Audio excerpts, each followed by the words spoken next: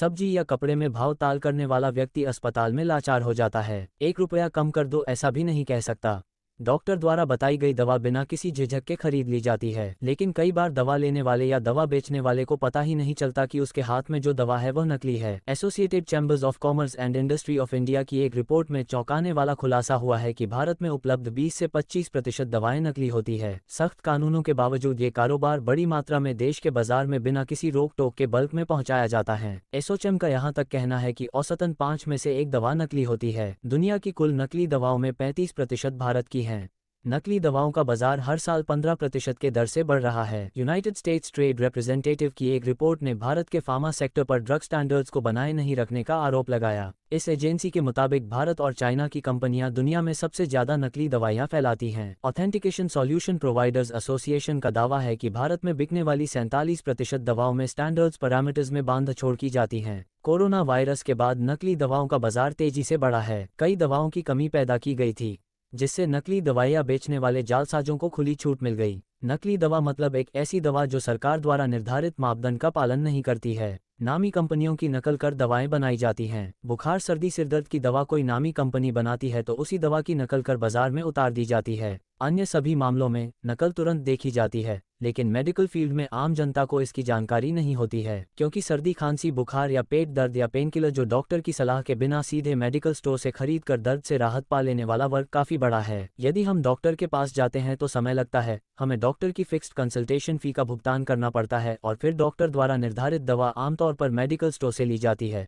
इसलिए हम डायरेक्ट ही medical store से दवा खरीद लेते हैं। छोटी मोटी बीमारियों की गोलियां यही सोचकर निगल ली जाती हैं। उन दवाओं का एक ही मेडिकल फॉर्मूला है, लेकिन वे सरकारी मापदंड का पालन नहीं करती हैं। कई बार तो अंधाधुंध दवाएं बनाकर बाजार में डाल दी जाती हैं। ये दवाएं राहत तो दे देती है, लेकिन लंबे समय में इसके गंभीर साइड इफेक्ट्स भी होते हैं। जो आदमी बीमारी ठीक करने के लिए दवा लेता है, वह नहीं जानता कि दवा उसे और बीमार कर देगी। बेचने वालों को भी इसका अंदाजा नहीं होता है। नकली कंपनियों द्वारा किसी न किसी रूप में 25% दवाओं को भारतीय बाजार में घुसाया जाता है। अमेरिका के फार्मास्यूटिकल सिक्योरिटी इंस्टीट्यूट नामक संस्था ने एक वर्ल्ड वाइड सर्वे किया। उस समय भारत नकली दवाओं के कारोबार में तीसरे नंबर पर था। पहले नंबर पर अमेरिका और दूसरे नंबर पर चीन था।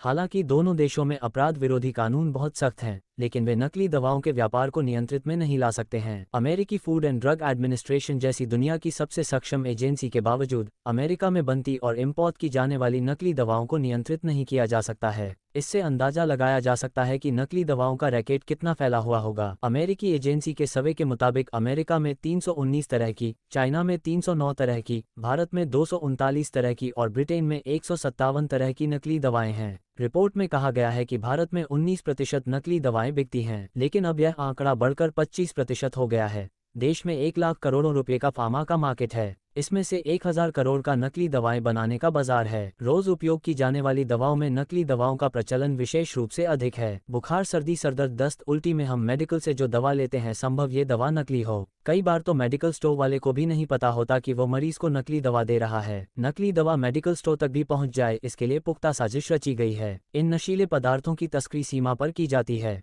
ड्रग माफिया भारत में नकली दवाओं की तस्करी करते हैं, खासकर कश्मीर और पंजाब की सीमाओं पर खामियों का फायदा उठाकर तस्करी करते हैं। भारत में नकली दवाओं से कितने लोगों की मौत होती है, इस पर कोई विशेष स्टडी नहीं हुआ है, लेकिन दुनिया में नकली दवाओं से हर साल करीब 10 लाख लोगों की मौत होती है। केंद्र सरकार ने इस स्थिति को नियंत्रित करने के लिए एक एक्शन प्लान तैयार किया है। इसके अनुसार जेनेरिक दवाओं की बिक्री बढ़ाने की दिशा में लक्ष्य निर्धारित किया गया है। जुलाई 2022 में सरकार ने कहा कि जन मेडिकल स्टोर से 100 करोड़ से ज्यादा दवाएं बेची गईं। उस समय देश के 739 जिलों में 8735 जन मेडिकल स्टोर काम कर रहे थे। इससे नकली दवाओं की बिक्री पर अंकुश लगेगा, क्योंकि सरकार द्वारा निर्धारित की गई सप्लाई चेन के माध्यम से ही दवाएं इन स्टोर्स तक पहुंचती हैं। 2024 तक इन स्टोर्स की संख्या 10,000 से अधिक करने का लक्ष्य रखा गया है। सरकार को उम्मीद है कि 2015 में शुरू हुए इस प्रोजेक्ट को ग्रामीण इलाकों तक पहुंचने में सफल होते ही नकली दवाओं की बिक्री में भी कमी आएगी। भारत सरकार की agency drug controller general of India Bharat में दवा बनाने वाली कंपनियों के मापदंडों की जांच करता है। नई दवाओं को मंजूरी दी जाती है,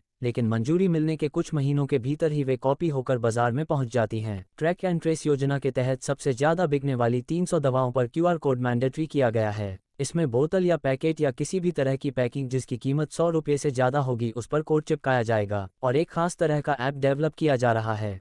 दवा के क्यूआर कोड को स्कैन करने से सारी डिटेल मिल जाएगी और असली नकली की पहचान आसान हो जाएगी। सरकार ने पिछले साल जून में दवा बनाने वाली कंपनियों को क्यूआर कोड प्रिंट करने का नोटिफिकेशन जारी किया था। हालांकि फार्मा कंपनियों का कहना है कि इस सिस्टम को विकसित करने में दवा की कीमत 3 से 4% तक बढ़ जाएगी। ऐसी व्यवस्था पर विचार किया जा रहा है जिससे कीमतों पर नियंत्रण हो और असली नकली की पहचान हो सके। सरकार और फार्मा कंपनियों के बीच बातचीत चल रही है। हर महीने या 2 महीने में 1-2 खबरें आती हैं जिनमें नकली दवा बनाने वाले पकड़े जाते हैं। कुछ मात्रा में नकली दवाई बरामद। ऐसी खबरें कभी कभार पढ़ने को मिल जाती हैं। पिछले 3-4 सालों में पहाड़ी राज्यों से 40 करोड़ रुपए की नकली दवाएं बरामद की गई हैं। नागरिकों के स्वास्थ्य के साथ हो रहे खिलवाड़ को अब धीरे धीरे कम करने की कोशिश की जा रही है। बारकोड जैसी व्यवस्था से लाइफ सेविंग दवाएं थोड़ी महंगी हो जाएंगी। जैसे जैसे दवाएं महंगी होंगी, नकली दवाएं बाजार में प्रवेश कराने वाले तत्व भी सक्रिय होंगे। खासकर चूंकि फर्जी डॉक्टरों के जरिए सस्ती दवा पहुंचाना आसान हो जाएगा, इसलिए यह व्यापक रूप से फैलेगा। सरकारी प्रयासों के अलावा